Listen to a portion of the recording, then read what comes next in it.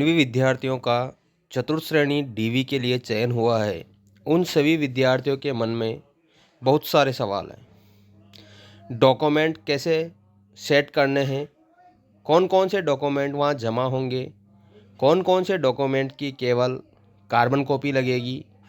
ये बहुत सारे सवाल हैं। अटेस्टेड करवाना है, नहीं करवाना है, किसके साइन होंगे, किसके नहीं होंगे। तो इन सभी सवालों का जवाब जानने की इस वीडियो में हम पूरी कोशिश करेंगे और आपके मन में जितने भी सवाल हैं उन सभी सवालों का समाधान करेंगे। तो चलिए बात करते हैं कि आपको क्या करना है।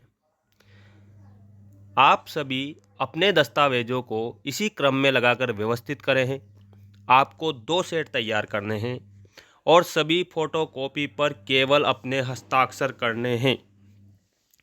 वहाँ ये लिखना ज़रूरी नहीं है कि मैं प्रमाणित करता हूँ या स्वयं प्रमाणित लिखने की कोई ज़रूरत नहीं है। आपको केवल नॉर्मल अपने सिग्नेचर करने हैं दोनों कॉपियों पर, जिससे आपके जो सेट हैं वो सेल्फ अटेस्टेड हो जाएंगे। पहला जो सेट होगा उसमें ओरिजिनल फॉर्म रखें, जो आपने फॉर्म निकलवाया है स्क्रूटनी फॉर्म वो रखें। जो आपने पेमेंट किया है उसकी स्लिप रखें और जितने भी आपके शपथ के डॉक्यूमेंट हैं वो सारे उसमें लगाएं। और जो आपके दस्तावेज हैं उनकी फ़ोटोकॉपी का एक सेट उसके साथ लगा दें। और दूसरा जो सेट है उसमें सभी जो आपके डॉक्यूमेंट्स हैं उनकी फ़ोटोकॉपी लगेगी। ये वहाँ जमा नहीं होगी, ये केवल आपको बैकअप के तौर पे रखनी है। गुम जाए या कुछ ऐसा हो जाए कि वो मना कर दे कि ये नहीं चलेगी, तो आपको दूसरा सेट तैयार रखना है और आपको अपने साथ सारे मूल दस्तावेज ले जाने हैं, ताकि आप वहाँ पर उन अधिकारियों को वो डॉक्यूमेंट दिखा सकें कि हाँ ये ओरिजिनल है और ये मेरी फ़ोटोकॉपी है।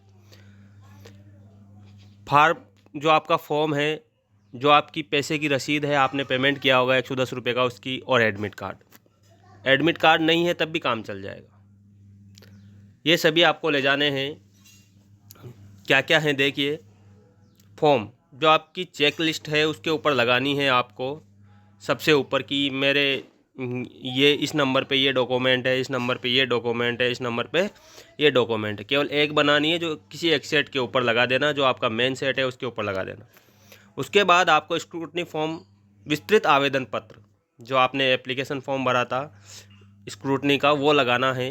एक प्रिंट एक सेट के साथ लगाना है, दूसरे सेट के साथ नहीं लगाना है। अटेस्टेशन फॉर्म 2 भाग, दोनों के ओरिजिनल सेट एक में। जो उसके 2 पेज थे वो आपको ओरिजिनल सेट के साथ लगाने हैं और दूसरे सेट में आप फोटोकॉपी चाहो तो लगा सकते हो, नहीं तो नहीं लगा सकते। जो आपने 100 रुपये की रसीद कटवाई थी या रसीद जो ऑनलाइन भरा था उसकी आपको रसीद लगानी है। फ़ोटोकॉपी जो वहाँ से निकलेगी उसके ऊपर साइन करो तो ठीक, नहीं करो तो उनके सामने भी कर दोगे तब भी चल जाएगा। एप्लीकेशन फॉर्म, जो एप्लीकेशन फॉर्म है वो आपको इसके साथ लगाना है। एडमिट कार्ड साथ ज़रूर ले जाएं। हैंड रिटन जो आपने वहाँ अपलोड किया था ऑनलाइन वो ओरिजिनल लेके जाना है। एक सेट, पहला जो सेट है उसमें जिसमें ओरिजिनल लगाओगे आप उसी में लगाना है और वो जमा हो जाएगा। 10वीं की मार्कशीट और प्रमाण पत्र आपको दोनों लगाने हैं। 10वीं की मार्कशीट और प्रमाण पत्र ओरिजिनल दिखा के ओरिजिनल आपको वापस दे दिया जाएगा और ये आपका जो पहला सेट है उसमें लगा दिए जाएंगे इसकी जो फ़ोटोकॉपी है। 12वीं की मार्कशीट एक है तो एक, यदि प्रमाण पत्र अलग से है तो आपको दोनों लगाने हैं। पीजी की जितनी भी आपकी पीजी का रखी है आपने, तो आपकी जितनी भी मार्कशीटें हैं, डिग्रियां हैं, वो सब आपको उस सेट के साथ लगानी है। मूल निवास प्रमाण पत्र लगाना है। मूल निवास प्रमाण पत्र की फ़ोटोकॉपी लगानी है, वापस दे दिया जाएगा आपको ओरिजिनल। आधार कार्ड की फ़ोटोकॉपी लगानी है। इसके बाद इनकम सर्टिफिकेट यदि लागू है ईडब्ल्यूएस और ओबीसी वालों के लिए इनकम सर्टिफिकेट लागू है तो उनको ज़रूर से लगाना है, बाकी के लिए किसी प्रकार की कोई ज़रूरत नहीं है।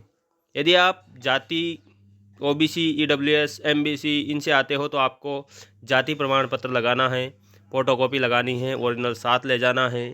यदि आपका पुराना बना हुआ है तो आप एक शपथ पत्र ज़रूर बनवा लें जाति के लिए। यदि आपका 1 अप्रैल 2025 से 1 अप्रैल 2026 तक बना हुआ है तो आपको किसी प्रकार का कोई डॉक्यूमेंट बनवाने की ज़रूरत नहीं है। लेकिन यदि पुराना है, आपने नया बनवाया है, तो आप एक शपथ पत्र लगा दें, काम चल जाएगा। आपका जो मूल निवासी है वो 2015 के बाद का चल जाएगा, 10 साल तक चल जाता है, कोई प्रॉब्लम नहीं आएगी। EWS वालों को भी ऐसा ही करना है, उनको भी ओरिजिनल अपने साथ ले जाना है और फोटोकॉपी लगानी है। विशेष श्रेणी प्रमाण पत्र, यदि आप कोई विशेष श्रेणी जैसे एक्स सर्विसमैन हो, PH है, विडो है, उन सबको अपने अपने जो जिस कैटेगरी में आप आरक्षण लेना चाहते हो उसके लिए जो प्रमाण पत्र चाहिए वो आपको लेके जाना है।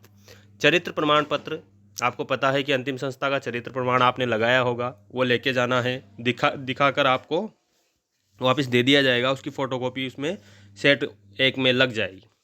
2 राजपत्रित अधिकारियों के जो आपने साइन करवाए हैं वो ओरिजिनल सेट के साथ चले जाएंगे। जो आपने जितनी भी शपथ और घोषणाएं की है वो सभी, सामान्य घोषणा जो आपने बनवाया होगा 50 रुपये का स्टाम्प उसके साथ लगाना है, जमा हो जाएगा। विवाहित अविवाहित के जितने भी हुए हैं आपको सब वो फर्स्ट सेट के साथ लगाने हैं और वो भी जमा हो जाएंगे। विवाह पंजीयन यदि नहीं है आपके पास तो आप शपथ पत्र लगा सकते हैं।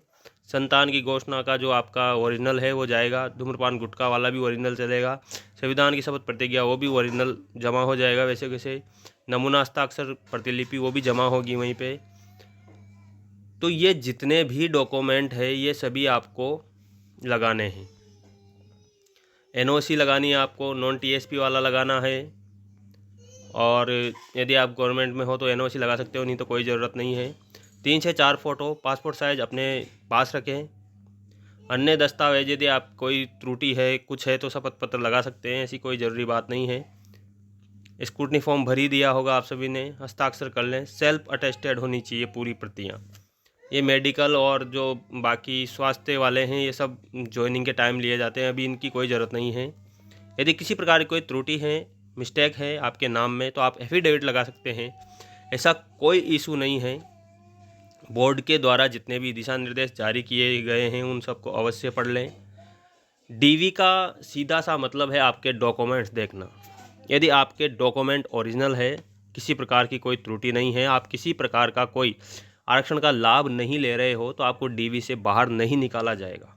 आपको बिल्कुल भी घबराना नहीं है। DV ऐसी कोई तोप नहीं है जहां पर जाकर आप नर्वस हो जाओ। एक नॉर्मल प्रक्रिया है जिसमें आपके डॉक्यूमेंट्स देखे जाएंगे। यदि आपके डॉक्यूमेंट पूर्णतया सही है तो आपको कोई भी आपके सिलेक्शन से वंचित नहीं कर सकता है। यदि आप किसी प्रकार का गलत डॉक्यूमेंट पेश कर रहे हो तो उससे बचें। ऐसे गलत डॉक्यूमेंट आपको जेल की सलाखों के पीछे और आपको सिलेक्शन से वंचित कर सकते हैं। इसलिए पूरा ध्यान रखें और अपने आप को संतुलित बनाए रखें। जब भी DV की डेट आएगी अपडेट रहें। जैसे ही डेट मिलती है आपको वहाँ पर जाना है और यदि कोई चूक भी जाता है उसके बावजूद भी उसको मौका दिया जाता है, तो ऐसा कुछ नहीं है।